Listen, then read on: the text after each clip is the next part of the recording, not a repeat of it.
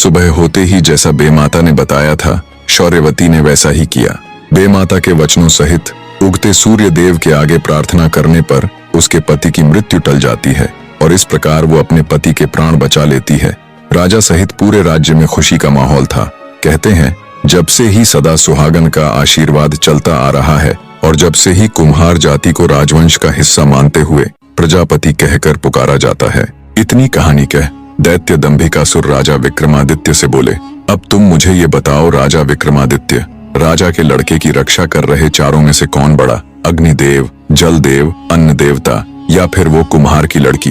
दंभिकासुर की बात का मुस्कुराकर जवाब देते हुए राजा विक्रमादित्य बोले, ये तो बहुत आसान सा सवाल है दुष्ट राक्षस। भले ही वे तीनों देवता हो, भले ही उनको पूजा जाता हो, भले ही उनका कद बहुत ऊंचा हो, पर यहाँ तो कुम्हार की लड़की उनसे भी बड़ी हो गई, जिसने न केवल अपने पति की जिंदगी बचाने के लिए ठाना बल्कि स्वयं की आधी जिंदगी देकर उसे मृत्यु से बचाकर अपनी ठानी हुई बात को पूरा भी करके दिखाया, इसलिए वो देवताओं से भी बड़ी हो गई। राजा विक्रमादित्य की बात सुन दैत्य दंभिकासुर बड़ा हताश सा होकर बोला, तुमने ठीक कहा विक्रमादित्य। हर सवाल का जवाब दैत्य दंभिकासुर को एक साधारण इंसान बना रहा था। दंभिकासुर को चुप देख राजा विक्रमादित्य बोले, पूछो दुष्ट राक्षस अपना अगला सवाल, अब तुम्हारे पास जीने के लिए ज्यादा वक्त नहीं है। राजा विक्रमादित्य की बात सुन दैत्य दंभिकासुर बोला, विक्रमादित्य, माना कि तुम बुद्धि में तेज हो, पर अब भी मेरे 2 सवाल बचे हैं, याद है ना? एक भी गलत जवाब और तुम्हारा खेल खत्म। मेरी अगली गुत्थी सुनो विक्रमादित्य। शशिबाला जैसे ही जवान हुई उसके रूप यौवन के चर्चे दूर दूर तक फैल गए। एक तो शशिबाला कंचनपुर नरेश की इकलौती संतान थी, दूसरा वो इतनी खूबसूरत थी कि कोई अगर पल भर के लिए भी उसे देख ले तो पूरी जिंदगी भुला न सके। अत्यधिक सुंदर और इकलौती संतान होने के कारण आस पड़ोस तथा दूर दराज के राज्यों से राजकुमारों के रिश्ते उसके लिए आने लगे। राजकुमारी के लिए इतने रिश्तों को देख एक ओर तो कंचनपुर नरेश अत्यंत प्रसन्न थे, पर दूसरी ओर स्तब्ध भी थे कि राजकुमारी के लिए किस रिश्ते को स्वीकारे और किसको ठुकराए। आखिर उन्होंने राजकुमारी शशिबाला से ही हर रिश्ते पर विचार विमर्श करना शुरू कर दिया, मगर राजकुमारी ने उनमें से किसी भी रिश्ते को स्वीकार नहीं किया। धीरे धीरे समय गुजरने लगा। कंचनपुर नरेश को चिंता सताने लगी कि एक से बढ़कर एक राजकुमार का रिश्ता आ रहा है, पर राजकुमारी तो हर रिश्ते को ठुकरा देती है। आखिर इसके मन में क्या है? आखिर यह चाहती क्या है? एक दिन नरेश ने अपनी बेटी से पूछ ही लिया, बेटी, तू हर रिश्ते को ठुकरा रही है, इसका क्या कारण है? क्या तुझे उनमें से कोई भी राजकुमार पसंद नहीं? राजकुमारी शशिबाला बोली, नहीं पिताजी, इनमें कोई भी राजकुमार मेरे योग्य नहीं है। कंचनपुर नरेश थोड़ा चिंतित होता हुआ बोला, मगर बेटी, तुम्हारी नजर में योग्यता का मानदंड क्या है? राजकुमारी शशिबाला बोली, पिताजी, मैंने ऐसा तो कोई मानदंड नहीं बनाया, पर जिसके साथ मेरा विवाह हो उसमें कुछ तो विशेषता हो, कोई तो खूबी हो। बेटी की बात सुन नरेश बोला, बेटी, क्यों न तुम विवाह के लिए आने वाले राजकुमारों की परीक्षा लेकर देखो, बिना परीक्षा के निर्णय लेना उचित नहीं। पिता की बात राजकुमारी शशिबाला को बिल्कुल उचित लगी। उसने हामी भरते हुए कहा, आप ठीक कह रहे हैं पिताजी, मैं आगे से ऐसा ही करूंगी। कुछ दिन बाद ही एक राजकुमार राजकुमारी के साथ विवाह का प्रस्ताव लेकर हाजिर हुआ। नौकरों ने उसे अच्छे से बिठाकर जलपान कराया और राजकुमारी शशिबाला को खबर कर दी। खबर मिलते ही राजकुमारी जब उसकी परीक्षा लेने के लिए आई तो राजकुमारी को जैसे ही राजकुमार ने देखा वो स्तब्ध होकर उसकी सुंदरता को देखता रह गया। आते ही राजकुमारी ने भी एक नजर राजकुमार को देखा और बोली, तुम में ऐसा क्या विशेष गुण है जो मुझसे विवाह करना चाहते हो? राजकुमार बड़े आत्मविश्वास के साथ बोला, मैं त्रिकालदर्शी हूँ, मैंने सालों वन में कठिन तप करके एक सिद्ध योगी से इस विद्या को ग्रहण किया है।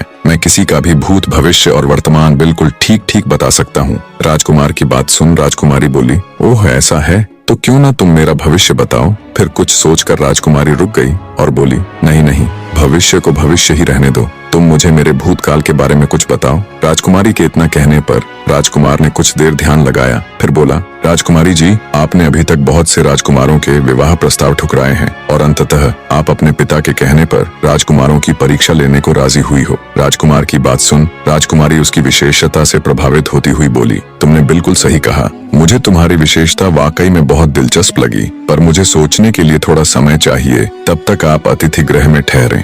राजकुमारी के सौंदर्य की चर्चा सुन उससे विवाह करने को उत्सुक एक और महारथी राजकुमार राजमहल आया। राजकुमारी शशिबाला ने उससे भी सवाल किया कि तुम्हारे अंदर ऐसी क्या खूबी है जो मैं तुम्हारे साथ विवाह करूं? राजकुमारी को जवाब देते हुए राजकुमार बोला, मैंने सालों तपस्या करके अद्भुत ज्ञान हासिल किया है। उस ज्ञान के बलबूते पर मैंने एक ऐसे दिव्य रथ का निर्माण किया है जिसे कहीं भी जाने के लिए घंटे नहीं बल्कि कुछ पल ही लगते हैं। मेरे द्वारा बनाया गया रथ न सिर्फ धरती पर बल्कि पहाड़ और समुद्र से लेकर आकाश तक में कहीं भी जा सकता है, वो भी बस कुछ ही पलों में। राजकुमारी शशिबाला उस राजकुमार की विशेषता से भी बहुत प्रभावित हुई। पहले की तरह राजकुमारी ने उस राजकुमार से भी सोचने के लिए थोड़ा समय मांगा और उसे भी अतिथि गृह में ठहरा दिया। राजकुमारी शशिबाला गहरी सोच में थी कि इन दोनों में से वो किसके साथ विवाह करे। दोनों की ही विशेषताओं ने उसे बहुत प्रभावित किया। ऐसे ही 2 दिन का समय बीत जाता है। राजकुमारी फैसला नहीं कर पा रही थी कि तभी राजकुमारी से विवाह इच्छित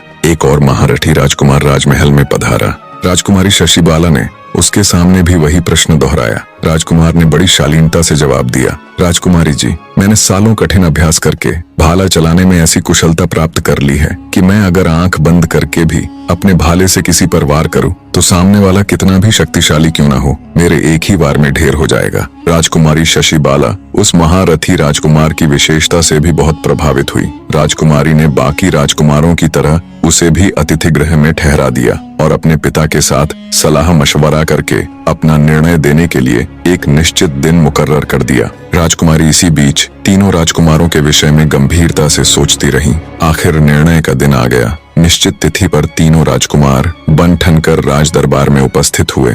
सभी सभासद भी जिज्ञासावश ये जानने के लिए कि राजकुमारी किसको अपना वर चुनेगी राजसभा में आ चुके थे, किंतु राजकुमारी अभी तक नहीं आई थी। तभी कुछ सेविकाओं ने आकर बताया कि राजकुमारी अपने कक्ष में नहीं है। यह सुनते ही पूरे दरबार में खलबली मच गई। राजा के आदेश पर महल का चप्पा चप्पा छाना गया, मगर राजकुमारी का कहीं पता न चला। जल्दी ही यह खबर पूरे राज्य में फैल गई। हर तरफ शोक के बादल छा गए। सबके मुख पर एक ही सवाल था कि राजकुमारी आखिर गई तो गई कहाँ। लोग राजकुमारी के इस प्रकार गायब होने को लेकर तरह तरह की अटकलें लगाने लगे। तभी कंचनपुर नरेश को उस राजकुमार का ध्यान आया जिसने अपने आप को त्रिकालदर्शी बताया था। राजा तुरंत उनके पास गया और बोला, राजकुमार, क्या तुम अपनी विद्या के द्वारा पता करके बता सकते हो कि राजकुमारी इस समय कहाँ है? राजकुमार बोला, अवश्य बता सकता हूँ महाराज। उसने तुरंत कुछ समय के लिए ध्यान किया और बोला, महाराज, एक राक्षस राजकुमारी की सुंदरता से अभिभूत होकर उसे उठा ले गया है। उसका महल पहाड़ियों के बीच बड़े ही दुर्गम स्थल में बना हुआ है। राजा को जब ये बात उस त्रिकालदर्शी राजकुमार ने बताई तो उसके पैरों नीचे से जमीन खिसक गई। राजा गहरी सोच में पड़ गया। तभी दूसरा यानी दिव्य रथ वाला राजकुमार राजा के पास आया और बोला, आप चिंता मत कीजिए महाराज, चाहे उस राक्षस का ठिकाना कितनी ही दुर्गम पहाड़ियों में क्यों न हो, मेरा दिव्य रथ पल भर में ही हमें वहां पहुंचा देगा। अब सवाल ये रह गया कि उस खूंखार राक्षस का सामना कौन करेगा। तब तीसरा राजकुमार, जिसे अपने भाले पर पूर्ण विश्वास था, सामने आया और बोला, महाराज, आप चिंता मत कीजिए, उस राक्षस से मैं निपट लूंगा। राजा से आज्ञा ले तुरंत तीनों राजकुमार दिव्य रथ में बैठकर राक्षस के ठिकाने पर जा पहुंचे। भाले वाले महारथी राजकुमार ने जब राक्षस को देखा तो उसने अपनी पूरी ताकत से राक्षस को भाला फेंक कर मारा। महारथी राजकुमार का प्रहार इतना तेज था कि उसके द्वारा छोड़ा गया भाला राक्षस की छाती को चीरते हुए उसके सीने के पार हो गया, जिससे तुरंत राक्षस के प्राण पखेरु उड़ गए। राजकुमारों ने राजकुमारी को अपने साथ रथ में बिठा लिया और कुछ ही पलों में वो सकुशल राजमहल पहुंच गए। राजकुमारी शशिबाला को बिल्कुल ठीक ठाक देख राजा सहित पूरी प्रजा में खुशी की लहर दौड़ गई। राजा ने तीनों राजकुमारों का हाथ जोड़कर शुक्रिया किया। फिर से सभा बैठाई गई। सभी सभासद और राजकुमार अपने अपने स्थान पर बैठ गए। इतनी कहानी कह दैत्य दंभिकासुर बोला, बताओ विक्रमादित्य, उन तीनों में से राजकुमारी किसको अपना वर चुनेगी? कुछ देर विचार कर राजा विक्रमादित्य बोले, राजकुमारी शशिबाला उस भाले वाले महारथी राजकुमार को अपना वर चुनेगी। राजा विक्रमादित्य की बात सुन दैत्य दंभिकासुर बोला, ऐसा क्यों विक्रमादित्य? क्योंकि राजकुमारी को बचाने में तो तीनों ही राजकुमारों का हाथ था, फिर राजकुमारी उस महारथी राजकुमार को ही क्यों चुनेगी? क्या सिर्फ इसलिए कि उसने उस राक्षस का वध किया था? राजा विक्रमादित्य बोले, नहीं कपटी राक्षस, त्रिकालदर्शी राजकुमार को न चुनने का कारण ये था कि अगर वो राजकुमारी का पता न भी लगाता तो भी राजा की फौज 2-4 दिन में उसका पता लगा ही लेती। अब बात आती है दिव्य रथ वाले राजकुमार को न चुनने के कारण की, तो रास्ता भले ही कितना भी दुर्गम था, देर से ही सही पर राजा के लोग उस राक्षस के ठिकाने पर पहुंच तो जाते ही। अब बात आती है उस महारथी राजकुमार को चुनने की वजह की, तो राजकुमारी के पास एक नहीं बल्कि इसके दो मुख्य कारण थे। पहला तो ये कि राक्षस का पता लगाना और उस तक पहुंचना तो संभव था, पर राजा के पास ऐसा कोई भी योद्धा नहीं था जो राक्षस का सामना कर सके। और दूसरा और सबसे मुख्य कारण ये कि राजकुमारी राजा की इकलौती संतान थी, तो उसे पति के रूप में एक ऐसा शक्तिशाली व्यक्ति चाहिए था जो उसके पिता के पूरे राज्य को भी संभाल सके, जो कि वो महारथी राजकुमार पूर्ण रूप से था। विक्रमादित्य की बात सुन दैत्य दंभिकासुर बोला, तुमने ठीक कहा विक्रमादित्य। दैत्य दंभिकासुर ना चाहते हुए भी अपनी आखिरी यानी 7वीं गुत्थी सुनाना आरंभ करता है। तो सुनो राजा। एक बला की खूबसूरत लड़की कुएं पर पानी भर रही थी।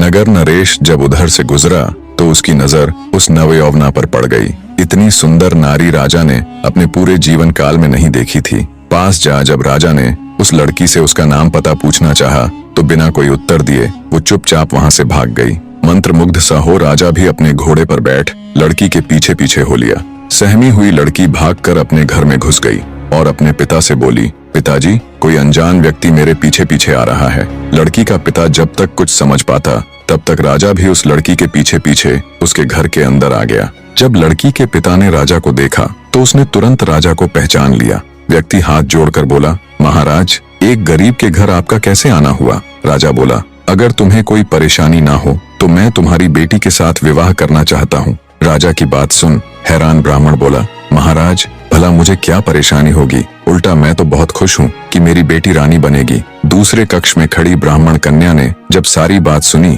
तो वो भी शर्मा गई। ब्राह्मण ने खुशी खुशी तुरंत सारा ताम झाम कर अपनी बेटी का विवाह राजा के साथ कर दिया। राजा अपनी नवविवाहिता पत्नी को अपने साथ घोड़े पर बैठा राजमहल की तरफ चल पड़ा। चलते चलते रात का समय हो गया और रास्ते में एक घना जंगल लगता था। जब राजा उस जंगल में से निकलने लगा तो ब्राह्मण कन्या बोली, महाराज, मुझे बहुत जोरों की प्यास लगी है। रानी की बात सुन राजा घोड़ा रोककर आसपास कोई पानी का कुआं, कोई झरना खोजने लगा। उसी जंगल में एक खूंखार आदमखोर दानव रहता था। जब भी कोई उस जंगल से गुजरता तो दानव को आदम यानी मनुष्य की महक आ जाती थी। कई दिनों के भूखे आदमखोर को जब मानव गंध आई तो वो खिल उठा और तेजी से गंध की दिशा में बढ़ने लगा। कुछ ही समय में दानव रानी के पास जा पहुंचा। रानी ने जब अपने सामने एक खूंखार आदमखोर दानव को देखा तो उसकी चीख निकल गई। पानी खोजने गया राजा रानी की चीख सुनते ही घबरा गया और तुरंत भागकर वापस आया। देखा तो उसकी नवविवाहिता पत्नी एक खूंखार दानव की कैद में है।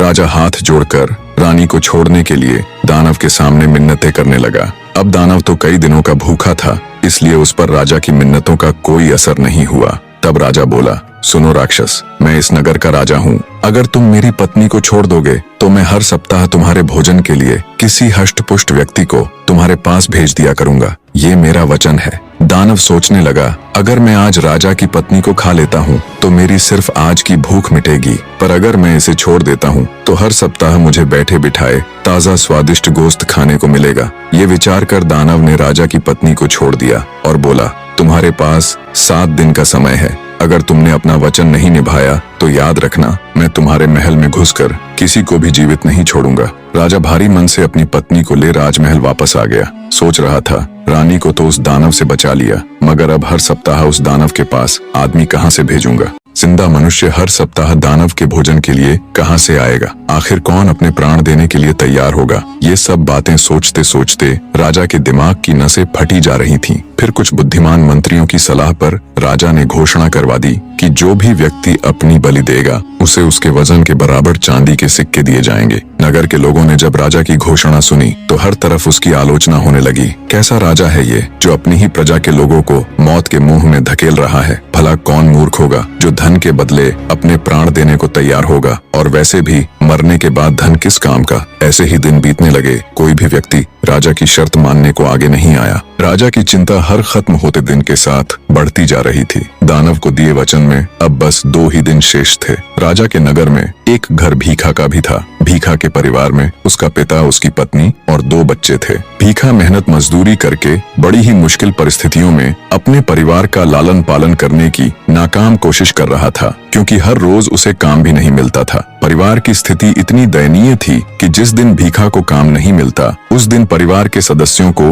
भूखा ही सोना पड़ता। भीखा के बाप ने भीखा को राजा की घोषणा के बारे में बताकर उसे राजा के पास जाने की सलाह दी। पिता के मुख से ऐसी बात सुन भीखा का हृदय मारे दुख के छलनी हो गया, पर बेचारा करता भी तो क्या। वो पिता की बात से सहमत हो गया और अत्यंत भारी हृदय से राजा के पास चला जाता है और कहता है, मैं उस दानव के पास जाने के लिए तैयार हूँ। भीखा की बात सुन राजा को कुछ शांति मिली। सिपाहियों की निगरानी में भीखा को दानव के पास जाने के लिए विदा कर दिया जाता है। बेचारा भीखा चलता जाता और सोचता जाता। चलते चलते अचानक वो जोर जोर से हंसने लगा और फिर रोने। फिर कुछ सोचकर वो दृढ़ निश्चय कर उस दानव के पास जाता है। भूख से तिलमिला रहे दानव ने उसे देखा तो तुरंत उस पर झपट पड़ा, पर दानव जब उस पर झपटा तो वो फुर्ती से एक और हट गया और मौका देख निगरानी के लिए आए हुए एक सैनिक के भाले को ले तेजी से उस दानव के ऊपर वार किया। दानव इसके लिए बिल्कुल भी तैयार नहीं था। जैसे ही उसे भाला लगा वो घायल हो गिर पड़ा। घायल पड़े दानव पर भीखा एक के बाद एक तब तक वार करता गया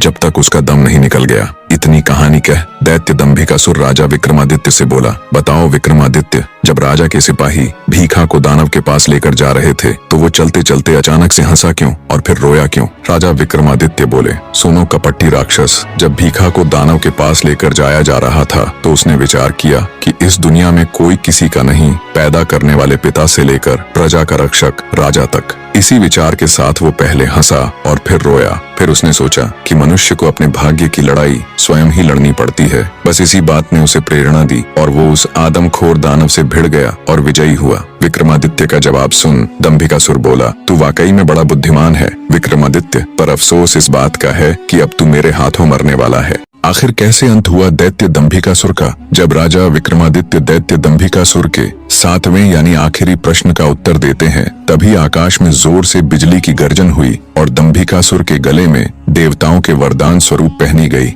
हड्डियों की माला धूमिल होते हुए गायब हो गई। देवताओं का दिया वरदान खत्म हो चुका था। ये देख एक बार तो दैत्य हिचकिचाया। अपनी विशाल गदा को उठाकर गर्जना करते हुए दंभिकासुर बोला, तू वाकई में बड़ा बुद्धिमान है विक्रमादित्य, पर अफसोस इस बात का है कि तू अब मेरे हाथों मरने वाला है। तू क्या समझता था कि मैं देवताओं के वरदान के सहारे जिंदा हूँ? नहीं, अरे तेरे जैसे कीड़े को मसलने के लिए मुझे किसी वरदान की आवश्यकता नहीं। दैत्य दंभिकासुर की बात सुन राजा विक्रमादित्य भी चौकस हो अपनी तलवार संभाल लेते हैं और कहते हैं, दुष्ट राक्षस, वरदान टूटा पर तेरा अहंकार नहीं। तुझे अब भी तेरा अंत नजर नहीं आ रहा। अहंकार व्यक्ति को अंधा बना देता है।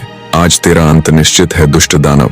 राजा विक्रमादित्य की बात सुन अत्यंत क्रोधित हो दैत्य दंभिकासुर बोला, अंत? मेरा अंत इतना आसान नहीं। अरे अंत तो आज तेरा होगा कीड़े। इतना कह दैत्य दंभिकासुर राजा विक्रमादित्य की तरफ बढ़ता है और अपनी गदा से राजा विक्रमादित्य के ऊपर वार करता है। दोनों के बीच भीषण युद्ध शुरू हो जाता है। लंबी लड़ाई से जब दंभिकासुर थकने लगा तब मौका देख राजा विक्रमादित्य ने अपनी पूरी ताकत से दंभिकासुर के ऊपर प्रहार किया। राजा विक्रमादित्य की धारदार तलवार दंभिकासुर की छाती को चीरते हुए उसके सीने में जा घुसी। दर्द से कराहता हुआ दैत्य दंभिकासुर अपनी आखिरी सांस लेता हुआ बोला, यह असंभव है, मैं तो अमर। राजा विक्रमादित्य बीच में ही बोल पड़े, कपटी राक्षस, अमरता सत्य और धर्म में है, दानवी वरदानों में नहीं। तेरे जैसे अहंकारी अमर नहीं होते बल्कि इतिहास में दफन होते हैं। अंततः राजा विक्रमादित्य के इस निर्णायक वार से दैत्य दंभिकासुर का अंत हो जाता है। दैत्य के धरा पर गिरते ही चारों ओर एक गहरी शांति छा गई।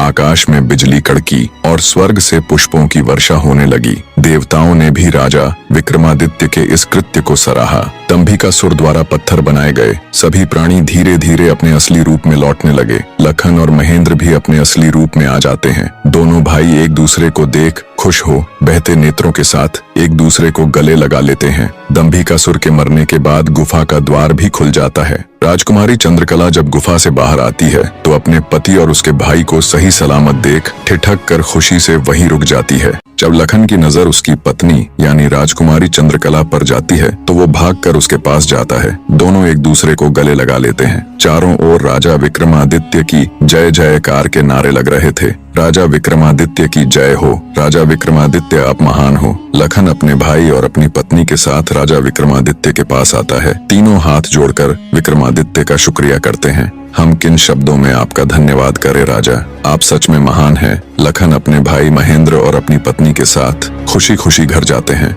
जब लखन की माँ अपने दोनों बेटों को बिल्कुल ठीक ठाक पाती है तो वो बार बार राजा विक्रमादित्य का धन्यवाद करती है और अपने दोनों बेटों को बाहों में भर लेती है। महेंद्र की पत्नी भी बहते नेत्रों के साथ अपने पति को गले लगा उस ऊपर वाले और महान राजा विक्रमादित्य का शुक्रिया करती है। चंद्रकला बेचारी, जो पहले नाग और बाद में दैत्य दंभिकासुर की कैद रहती है, अपने सारे दुखों को भूल जाती है और अपने पति लखन के साथ खुशी खुशी अपना जीवन व्यतीत करती है। फिर उनकी जिंदगी में कभी कोई नाग या दैत्य दंभिकासुर जैसी मुसीबत नहीं आई। इधर जब राजा विक्रमादित्य अपने नगर में लौटते हैं तो सारे नगरवासी उनके द्वारा दैत्य दंभिकासुर को हराकर लौटने पर उनका हार्दिक स्वागत करते हैं। चारों ओर खुशियों का माहौल था। पता नहीं कितनी ही माँ जिन्होंने अपने बेटों को खो दिया था, कितनी ही बहनें जिन्होंने अपने भाई को खो दिया था और कितनी ही औरतें जिन्होंने अपने पति को खो दिया था। सबकी खुशियों का आज कोई ठिकाना नहीं था, क्योंकि महान राजा विक्रमादित्य की बदौलत उनके वर्षों से बिछड़े हुए अपने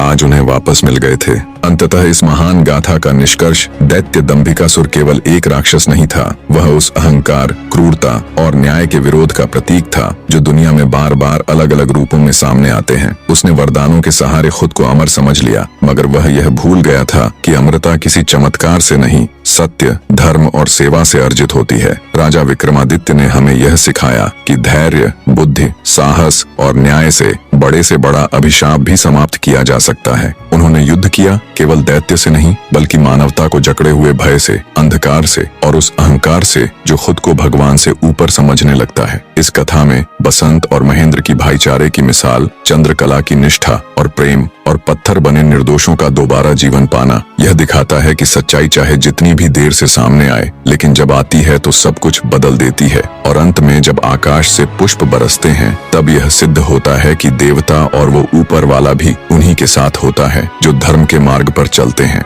सीख, अहंकार का अंत निश्चित है। सच्चा वीर वही है जो दूसरों के लिए लड़े, न कि अपने अहं के लिए। सत्य और न्याय देर से ही सही, लेकिन जीतते जरूर हैं। और सबसे बड़ी बात, इतिहास में वही अमर होते हैं जो विनम्रता, परोपकार और बलिदान के प्रतीक बनते हैं। कहानी में अंत तक जुड़े रहने के लिए एक बार फिर से मेरे सभी प्यारे दर्शकों को दिल से धन्यवाद।